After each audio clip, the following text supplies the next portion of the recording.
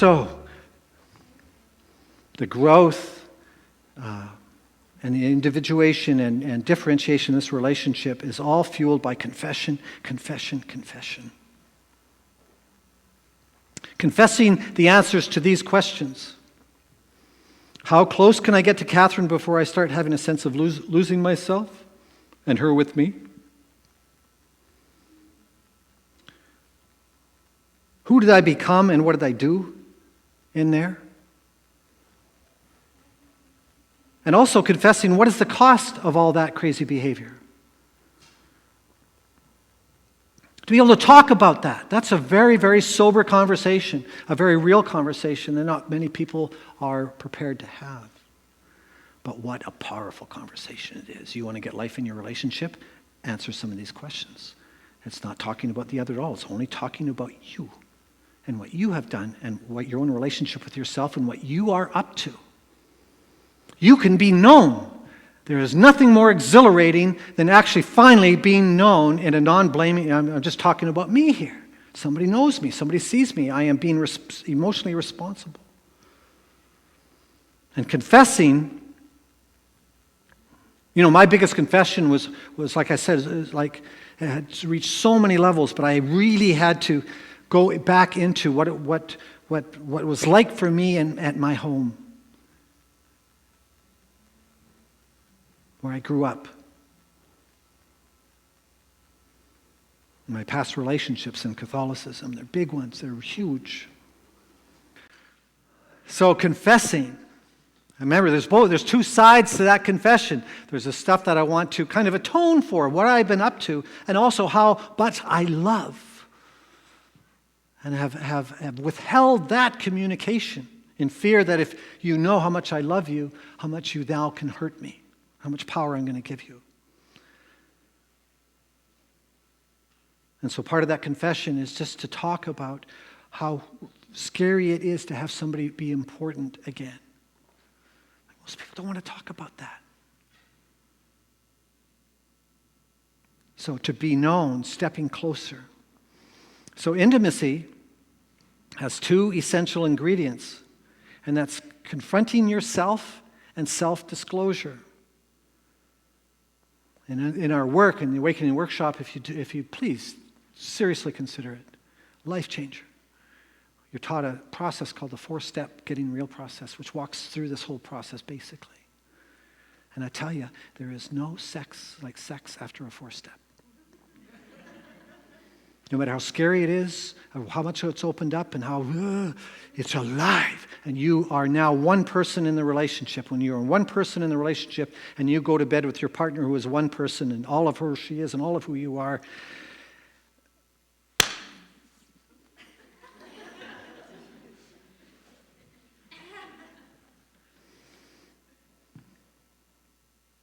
yeah. So more of me started to show up and is still showing up in this process. We start to get a new view. The authentic self starts growing, differentiating, representing more of who we are in the relationship on a day-to-day basis, on all aspects of the relationship on a day-to-day basis. Not just in the bedroom, but the living room, the kitchen, driving the kids to school, at work, everything, on the phone, texting. There is loving, authentic, real messages being conveyed that are not defended and hidden.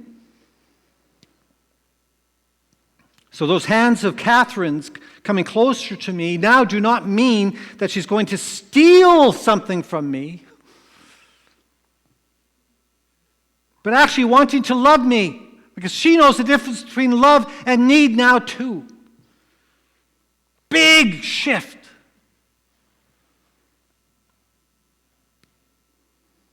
And it brought back all my memories, all the way back to that girl in high school. Her name was Connie. I thought about her, and I contacted her. She's a sister of a good friend of mine. I told her about this a few months ago. And what was really going on for me there. It's nice to know. It's nice to understand. So we're successful in making the battleground not in the relationship, in other validated intimacy. The battleground is in self. And you take the Awakening Workshop, that's what we pray, and by and large, that's where people are, is they understand what that means.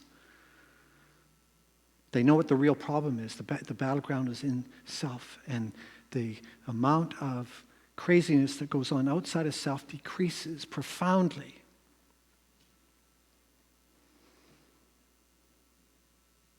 And so more of me became and continues to become available, and also my view of her.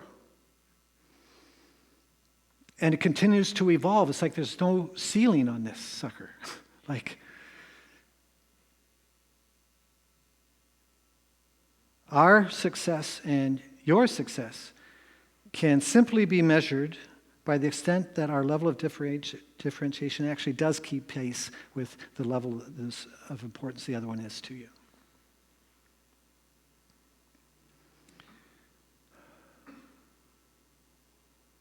And it continues to grow until this strategic self is almost gone.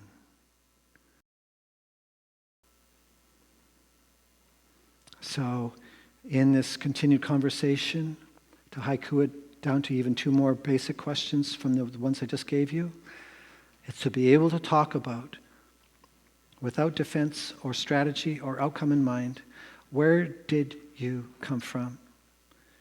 And who have you been?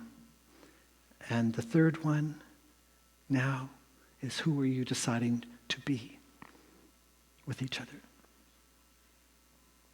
Who do you commit to being? How sacred can you make that connection?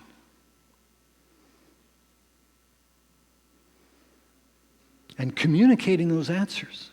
Not just knowing it in yourself, but communicating, being willing to communicate. It's like being willing to completely surrender, to give the other and the relationship all the power. Trusting it. Because if you were waiting for that beautiful sexual or loving relationship just to come your way, and are bemoaning the fact that, when does my ship come in? How come this never happens to me? It won't happen. You have to bring that beauty, that self-discovery in yourself to the sexual arena. You're not going to find it in the sexual arena. You have to bring it to the sexual arena. Bring all of you to the sexual arena. Your autonomous, self-validating self. The one that isn't looking to the other to fill you up, but more to communicate to in your celebration of yourself and thus your knowledge and curiosity about the other instead of your conviction about the other. Because you'll never understand entirely the person with you. You'll never know each other completely. That's a good thing. Intimacy is a decision.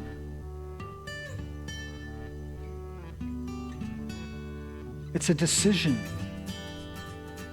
It's not by chance getting the right one or the lucky draw or somebody did the right thing. It's a decision to be intimate. Sex then becomes a communication, non-verbally, with every touch that speaks to those vulnerabilities and inner beauty of the other you witness and know, rather than want to steal some genital pleasure from.